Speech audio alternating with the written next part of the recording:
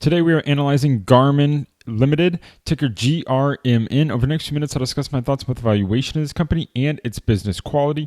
Market cap is $18.5 billion, enterprise value of $17 billion. So this company has about $1.5 billion in net cash. They're operating in the household durables industry. So they develop, manufacture, market range of wireless devices. They have the Garmin Connect and Garmin Connect mobile brands. It has a fitness segment offering running and multi-sport devices, cycling products, activity tracking, smartwatch devices. So they also have web and mobile platforms, Connect IQ, so you can help develop applications, has an outdoor segment for adventure watches, handhelds, golf devices, and mobile apps, has an aviation segment for aircraft avionics.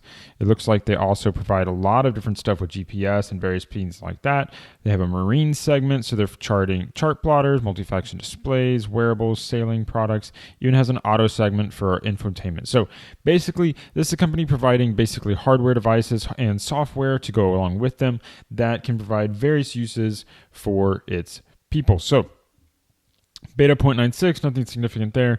Share turnover 131%. Now, as we get down to the return on invested capital, we can start to understand the quality of this business, and it immediately lips out as a quality business.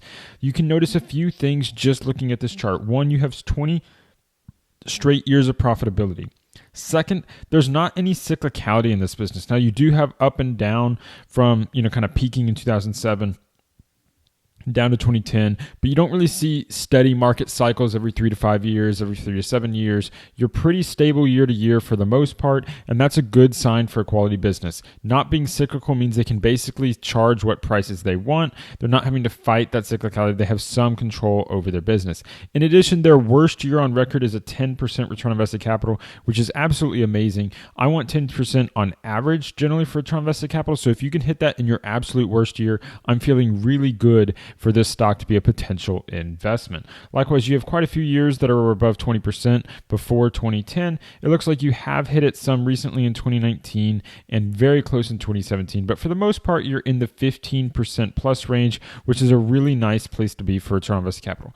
Everything screams high quality here for this business. When we get to the 10-year median returns, we see return on invested capital 17%, return on equity is 17%. The fact that these match exactly is showing, hey, they don't need debt to run this business, which is also a very good sign that for the quality nature of the business. They're going to be able to self-fund their business. They don't have any net debt. Very good sign in terms of the safety as well.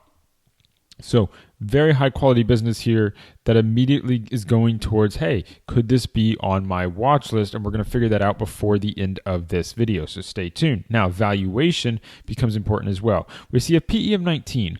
Ideally, I'd like to buy companies with a PE of 15 or less, but you can probably justify a PE of 19 with this 6% growth rate. How do I get there? So PE of 20 would mean that you have an earnings yield of about 5%.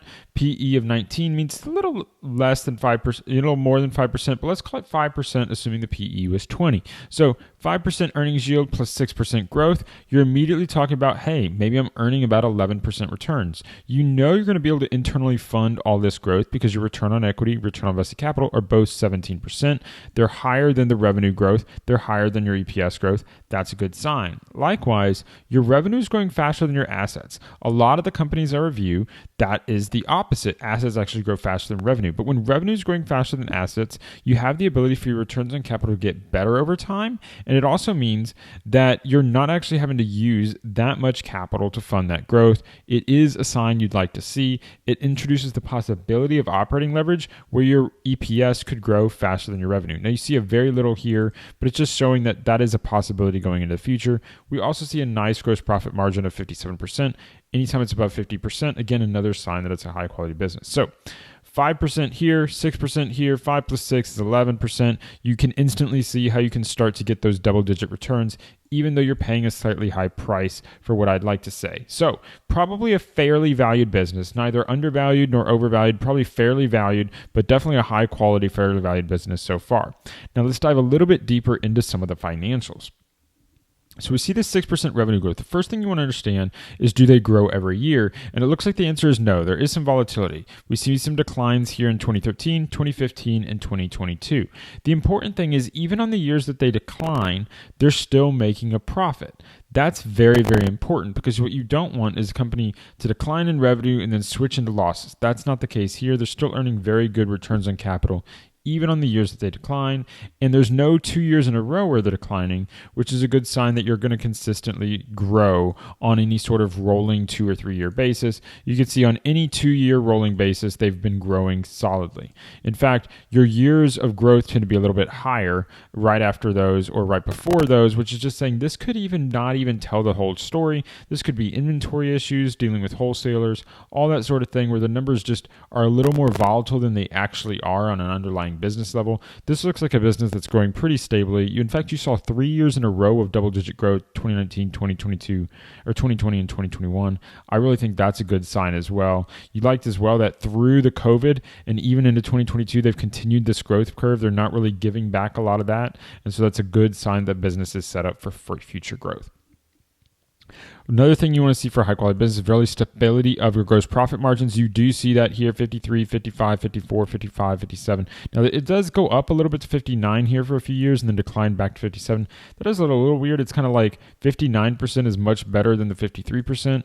So you might want to watch that this could decline back towards 53% over time. But as long as they can maintain their gross profit margins, you're set up very well. You see you're ending the decade both at the same 21% operating margin, in addition to that. So now EPS, $3 to $5. That matches pretty well with the 6% EPS growth. Nothing out of the normal here where you're kind of like, we're at a much, much higher earnings level. Certainly you were higher earnings in 2021 than 2022, but it's not like you were at $5.60 here and you dropped into $3. This is probably a pretty reasonable earnings rate. You don't really see these massive declines once you hit certain numbers. Now you do see a pretty big decline from 2013 to 2014, but I'm going to guess there's some one-time items here because the company was still growing that year, so I don't really know why we're seeing such a big decline in EPS here, but overall pretty good. Now you do see dividends paying out at about 50%. Now how can they do that? How do you pay out 50% of your earnings and still grow at this rate? It's because your return on equity and return on invested capital is so high. If your return on equity or return on invested capital is 6%, then in order to grow 6%, you'd have to retain 100% of your earnings. But because your return on invested capital is so high, you only have to retain half your earnings and you can still grow at 6%. So that's where you start to say, okay, well, what's my earnings yield? 286 here. So we're saying our earnings yield is maybe 3%. And so now you say, hey, 3% earnings or 3% dividend yield plus 6% growth, that gets you to that like 9% rate of return. So just saying 9% rate of return if you do dividend plus revenue, 11% return if you do, earnings yield plus revenue. So 9 to 11%. That's a double digit return. That's a really good metric to be hitting for a return of a good business of a high size like this. High quality business, good growth. Really excited so far. If you're enjoying it, hit that like button. For this video, I'm going to try and convince you to be a subscriber. So let's go add some more value to your life by looking at this income statement. So gross profit margin doubled over the course of a decade. I want to be checking for operating leverage. Operating profit also about doubled. Operating leverage would be as if you could grow the operating profit faster than you're growing your revenue or your gross profit. We don't see that here because everything's kind of growing in line. SG&A doubled. Research and development actually grew faster than your gross profit margin, so that can be a little bit of an impact there. But anytime you can grow those faster, down the bottom line, then that allows your net income to really boost substantially. Instead, we only see about a 50% growth in your net income number because you weren't able to really harness that operating leverage that you'd love to see. Now, one thing I do see is your shares outstanding are basically flat across the decade, so you're not being diluted and you're not really getting a lot of benefit from buybacks. I do want to see, though, if they're spending a lot of money on buybacks because they're clearly not being super effective in retiring shares, 196 million to 193 million. So let's go to the balance sheet. So we mentioned at the beginning you have some net cash. You see about $2.2 billion in net cash in this business and no debt. They have no short-term debt, no long-term debt. I really love seeing this in businesses that go on my watch list. if a company can earn high returns on capital and not use debt, that is an instant marker that they are lower risk than a company that does require debt. So anytime you can do that without debt, if you can operate your business without debt, I really like to see it. Now, they do have some capital leases. They do probably have maybe some retail type stuff, or maybe they're leasing some of their facilities that's similar to debt. If you had a fully owned facility, sort of thing like that.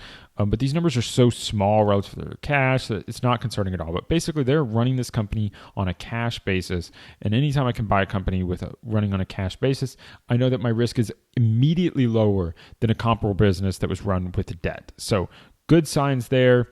You do have some goodwill here, but those are all pretty low numbers. So we can see our returns on capital are matching up very well here. PP&E has grown a decent amount recently. You have tripled that PP&E over the course of a decade, and I don't think in your earnings haven't grown that fast. So you have to be a little careful that they don't continue to boost this PP&E super, super fast. But you have other stuff like investments in here, inventories. The big jump in inventories over the last 2 years, that could be a warning sign, but it's just something to be aware of. Overall, there's nothing super concerning on the balance sheet. And in fact, the lack of debt is an exciting marker for me. So cash flow statement. So this is one of the things I was interested. So you have steady stock-based compensation over time. That's going to be a dilutive force on your shares outstanding. And so they do have share buybacks, but they're not share buybacks every year. It looks like in general, these share buybacks have been intended to basically prevent dilution over time and not really, retire a ton of shares. That's not really the purpose that we're seeing here. You certainly don't see it in that shares outstanding from the income statement, of course, but it does show, like, if you look here, they did lower the share count for like 4 years here, 196 to 189, and that's when they were making these bigger buybacks, right? Bigger buybacks right here, and then they kind of like leveled off from 2018 to 2021. So if we go back then, 2018 to 2021, you see the shares outstanding have grown a little bit over time, and then they flattened out again as they started buying back shares. But really what those buybacks are doing is just offsetting the stock-based compensation. I don't like stock-based compensation. It's kind of converting, what should be a cash expense into a non-cash expense. It really messes up a lot of the accounting, but you're having to spend this money on the back end anyway. And the one thing you notice is they're spending something like $200 million here to offset $77 million in stock-based compensation. In your mind, that should mean that the net income number is a little overstated, because that cash is still being used. It's just being used on the back end, and it's not really reflected in the income statement where it probably should be, because this is an employee expense. Never forget that stock-based compensation is an expense. You do see some PP&E has picked up, of course, over the last few years. This could be growth investments. I mean, the growth numbers, remember, have gone up significantly. Let's go back to overview. Over the last 3 years. So maybe they're investing and they're really driving growth. In fact, those could be very good investments, but it is something to be aware of because these PP&E investments are substantially higher than your depreciation amortization. So it's going to continue to drive that number higher as you have more assets that need to be depreciated over time. No really major acquisitions. That's always a good sign if they can grow organically. I like that in a company. And you see, of course, that they're spending a lot of their cash flow on dividends, especially when you compare like this dividend number to the PP&E investment number. They're able to put a lot of their cash paid out as dividends to shareholders. Always good when you can do that and continue to grow. So I actually like this business. I think this looks like a really interesting company. These return on invested capital chart is amazing. Once you start getting over this 15% return on invested capital number, I get really excited. And so that reason, I'm going to put this on my watch list. I like that I have 20 straight years of profitability. I like that it's stable. It's not cyclical. I like that your worst year of return on invested capital was 10%, which is my metric I'm trying to hit for return on invested capital. I like that they're not operating without debt. And it's a pretty reasonable price that's probably fairly valued. Of course, before making any purchase, I always want to buy, I always want to read the 10K, do a more deeper pick here. But overall, this company looks really exciting, and I'm glad to have reviewed Garmin. If you learned something from this video, hit that like button. Please become a subscriber. So I think there's a lot of great videos that you're going to really enjoy. This is the watch list at the top of the video where I'm going to have the best companies like this one in the S&P 500 hit that watch list. So Garmin hit my watch list, and the other companies I like are on that set of videos. I think you should check those out. And if you want to learn how to study companies with this, I recommend the software quickfs.net. My affiliate link is the first link in the description below. Please use my link to sign up. You can get a free account with QuickFS.net to start studying companies in 10 to 15 minutes. Thank you for listening, and until next time, stop paying fees, start building wealth.